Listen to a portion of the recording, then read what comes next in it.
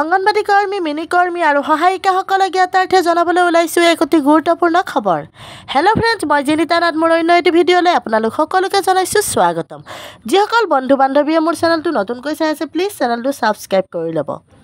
অসম ৰাজ্যিক অংগনবাড়ী কৰ্মী আৰু সহায়িকা সন্থাৰ বৈঠকত সিদ্ধান্তসমূহ সন্থাই জিলা কমিটিৰ সভানেত্ৰী আৰু সম্পাদিকা, প্ৰকল্প কমিটিৰ সভানেত্ৰী আৰু সম্পাদিকাসকললৈ কাৰ্যকৰীকৰণৰ উদ্দেশ্যই প্ৰেৰণ কৰিছে। সংগ্ৰামী বান্ধৱীসকল, অভিনন্দন গ্ৰহণ কৰিব। যোৱা 23 মে অসম ৰাজ্যিক অংগনবাড়ী কৰ্মী সহায়িকা সন্থাৰ ৰাজ্যিক কমিটিৰ বৰ্ধিত সভাত লোৱা সিদ্ধান্ত মৰ্মে 25 আৰু 26 মে তাৰিখে বিষয়ববীয়াৰ অনলাইন সভাত কেইবাটাও গুৰুত্বপূৰ্ণ সিদ্ধান্ত গ্ৰহণ কৰা হয়। উক্ত সিদ্ধান্তসমূহ কাৰ্যকৰী কৰাৰ বাবে প্ৰকল্প কমিটি আৰু জিলা কমিটিলৈ প্ৰেৰণ কৰা হ'ল। সিদ্ধান্তসমূহ: 1 নম্বৰ, যোৱা 17 মাৰ্চ 2023 তাৰিখৰ পৰা অংগনবাড়ী কৰ্মী সহায়িকাসকলৰ মাননি বৃদ্ধিৰ দাবীত আলোচনা চলি আছে।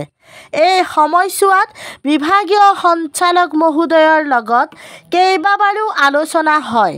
সঞ্চালকে প্ৰতিবাৰে দাবী পূৰণৰ বাবে আশ্বাস দিয়ে আৰু অনুৰোধ জনায়।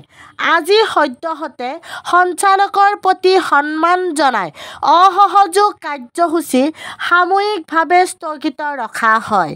কিন্তু 12 অক্টোবৰৰ 2023 তাৰিখে সঞ্চালকে চৰকাৰলৈ দিয়া অংগনবাড়ী কৰ্মী সহায়িকাসকলৰ মাননি বৃদ্ধিৰ প্ৰস্তাৱ আৰু অন্যান্য দাবী আদায় নোহোৱালৈকে আন্দোলনৰ কাৰ্যসূচী অব্যাহত থাকিব।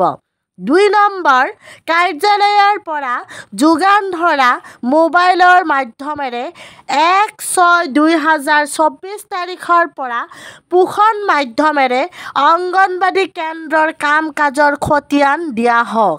3 নম্বৰ, প্ৰকল্প বিষয়া কাৰ্যালয়ত মোবাইলৰ অৱস্থা সম্পৰ্কে জনোৱা হওক। অৱশেষত অসম ৰাজ্যিক অংগনবাড়ী কৰ্মী আৰু সহায়িকা সন্থাই অংগনবাড়ী কৰ্মী সহায়িকাসকলৰ মাননি বৃদ্ধিৰ দাবীত আৰম্ভ হোৱা আন্দোলনৰ কাৰ্যসূচীৰ পৰা অব্যাহতি ল'লে। যোৱা দিনবোৰত অসম ৰাজ্যিক অংগনবাড়ী কৰ্মী আৰু সহায়িকা সন্থাৰ নেতৃত্বত অসমৰ বিভিন্ন জিলাৰ পৰা অংগনবাড়ী কৰ্মী সহায়িকাসকল ওলাই আহি ঐক্যবদ্ধভাৱে নিজৰ প্ৰাপ্য আদায় পোৱাৰ দাবীত গুৱাহাটী চচলৰ ধৰ্ণাস্থলীত উত্তপ্ত কৰি তুলিছিল। অংগনবাড়ী কৰ্মী সহায়িকাসকল ইমানেই আৱেগিক হৈ পৰিছিল যে এটা সময়ত পৰিস্থিতি নিয়ন্ত্ৰণ কৰিবলৈ ধৰ্ণাস্থলীত উপস্থিত হৈছিল বিভাগীয় সঞ্চালক ডাঙৰীয়া।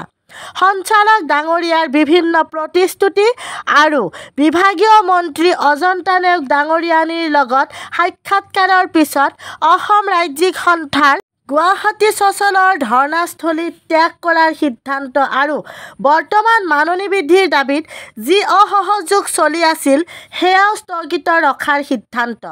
অসম ৰাজ্যিক অংগনবাড়ী কৰ্মী সহায়িকা সন্থাৰ নেতৃত্বৰ পৰৱৰ্তী পদক্ষেপ কি হ'ব তালৈ 1,21,000 অংগনবাড়ী কৰ্মী সহায়িকাই অপেক্ষা কৰি আছে।